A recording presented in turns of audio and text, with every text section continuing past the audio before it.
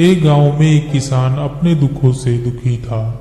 किसी ने उस किसान को बताया कि तुम अपने दुखों के समाधान के लिए बुद्ध की शरण में जाओ, वो तुम्हारे सभी दुखों का समाधान कर देंगे। ये सुनकर वह किसान बुद्ध की शरण चल पड़ा। जैसे कि हम सभी के जीवन में होता है, वह किसान भी अनेक कठिनाइयों का सामना कर रहा था। उसे लगा कि बुद्ध उसे कठिनाइयों से निकालने का कोई उपाय बता देंगे। वह बुद्ध के पास पहुंचा और उसने बुद्ध से कहा कि हे बुद्ध, मैं किसान हूं, मुझे खेती करना अच्छा लगता है, लेकिन कभी भी वर्षा पर्याप्त नहीं होती और मेरी फसल बर्बाद हो जाती है। पिछले साल भी मेरे पास खाने को कुछ नहीं था और इस साल जब मैंने फसल बोई तो इस बार बहुत अधिक वर्षा हुई, जिसके कारण मेरी फसल को नुकसान पहुंचा। अभी भी मेरे पास खाने को पर्याप्त नहीं है। बुद्ध उसकी बात शांतिपूर्वक सुनते रहे। किसान ने कहा, मैं विवाहित हूं, मेरी पत्नी मेरा ध्यान रखती है, मैं उससे प्रेम करता हूं, लेकिन कभी कभी वह मुझे परेशान भी कर देती है।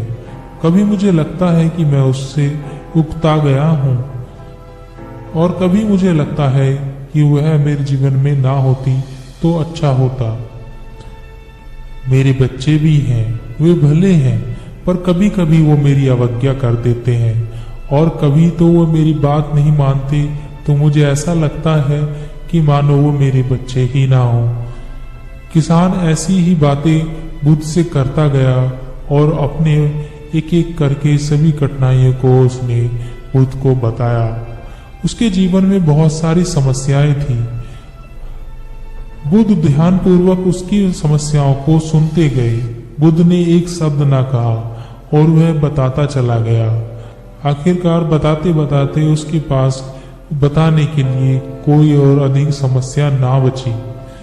अपना मन हल्का कर लेने के बाद वह चुप हो गया और प्रतीक्षा करने लगा कि बुद्ध उसे कुछ उपाय बताएंगे, लेकिन बुद्ध कुछ भी ना बोले। उसने बुद्ध से कहा कि मैं आपके पास आया हूं, क्या आप मेरी समस्या का समाधान नहीं करेंगे? बुद्ध ने कहा, मैं तुम्हारी कोई सहायता नहीं कर सकता। किसान ने अचंभित होकर कहा, ये क्या कह रहे हैं आप? सभी कहते हैं कि आप सभी के दुखों का निवारण कर देते हैं, तो क्या आप मेरे दुखों का निवारण नहीं करेंगे इसलिए कि मैं एक गरीब किसान हूं?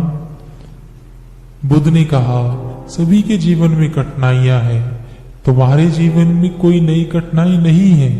ये कठिनाइयां तो सभी के जीवन में आती हैं और जाती हैं। कभी मनुष्य सुखी होता है, कभी दुखी होता है, कभी उसे पराये अपने लगते हैं और कभी कभी उसे अपने भी पराये लगते हैं। ये जीवन चक्र है, इनसे कोई नहीं निकल सकता। वास्तविकता यह है कि हम सबके जीवन में 83 कठिनाइयां हैं। मेरा, तुम्हारा और यहाँ उपस्थित हर व्यक्ति का जीवन समस्याओं से ग्रसित है। तुम इन 83 समस्याओं का समाधान नहीं कर सकते, कोई नहीं कर सकता। मैं भी तुम्हारी इन समस्याओं का समाधान नहीं कर सकता। यदि तुम कठोर कर्म करो और उनमें से किसी एक का उपाय भी कर लो, तो उसके स्थान पर एक नई समस्या खड़ी हो जाएगी। जीवन का कोई भरोसा नहीं है। एक दिन जिन्हें तुम चाहते हो वो तुम्हें छोड़ देंगे और चले जाएंगे, और एक दिन ये जीवन भी तुम्हें छोड़ देगा और तुम भी यहाँ से चले जाओगे। जीवन का कोई भरोसा नहीं है। एक दिन तुम्हारे प्रियजन चल बसेंगे और एक दिन तुम खुद भी चल बसोगे। समस्याएं सदैव वैसी ही बनी रहेंगी। आज भी वैसी ही समस्याएं हैं जैसे कि 100 साल पहले थी या 1000 साल पहले थी। समस्याएं जस की तस ही रहेंगी और इन समस्याओं का कोई कुछ उपाय नहीं कर सकता है। किसान क्रोधित हो गया। वह बोला, सब कहते हैं कि आप महात्मा हो। मैं यहाँ इस आस में आया था कि आप मेरी कुछ सहायता करोगे।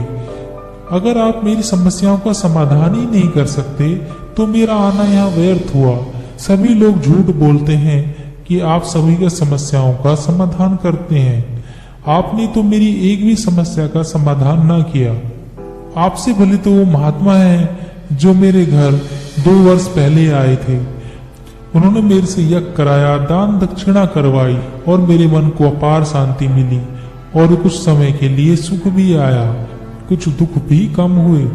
लेकिन आपने तो मेरी किसी भी समस्या का समाधान ना किया।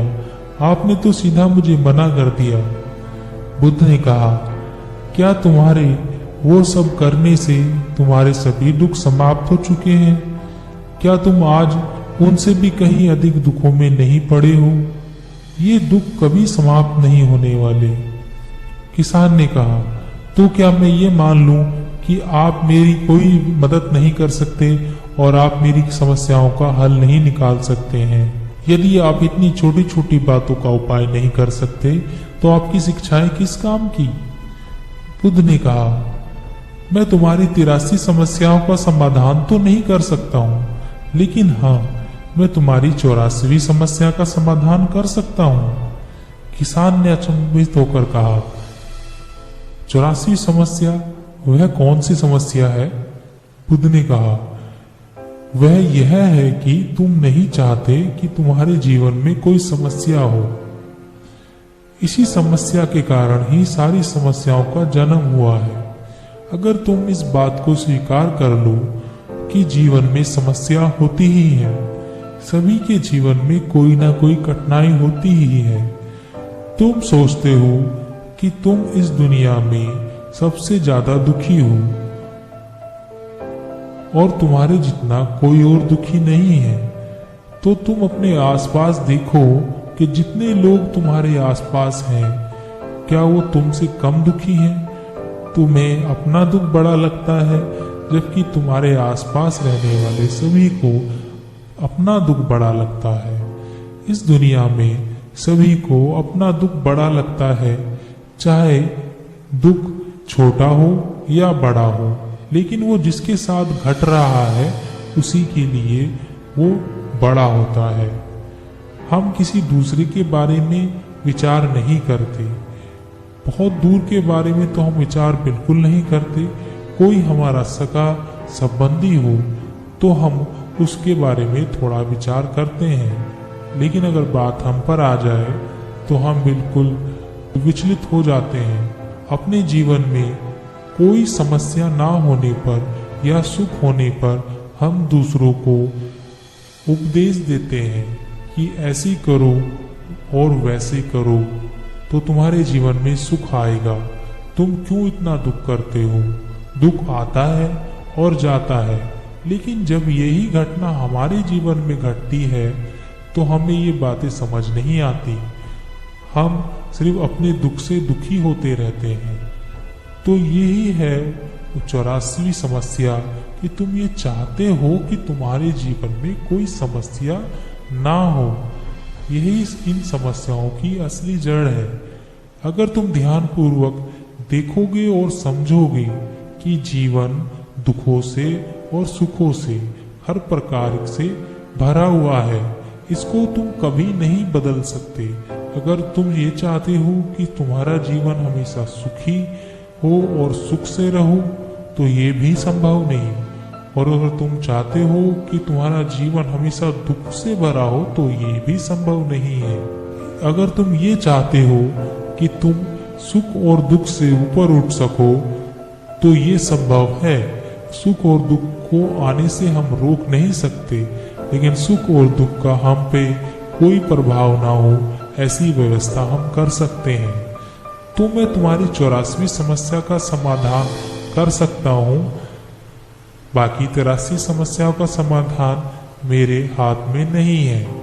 अगर तुम चाहते हो कि तुम्हारी जीवन में कोई समस्या ना हो तो तुम्हें इस बात को समझना होगा कि जीवन में समस्याएं आती ही हैं, हमें उनसे विचलित नहीं होना चाहिए।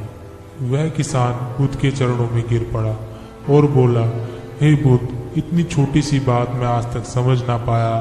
आपने इतनी छोटी सी बात इतने सरल शब्दों में मुझे समझा दी। इसके लिए मैं आपका बहुत बहुत आभारी हूँ। अब मैं जीवन को पूर्ण रूप से जीऊंगा और कभी सुख और दुख के फेरे में पड़कर अपना जीवन बर्बाद नहीं करूंगा।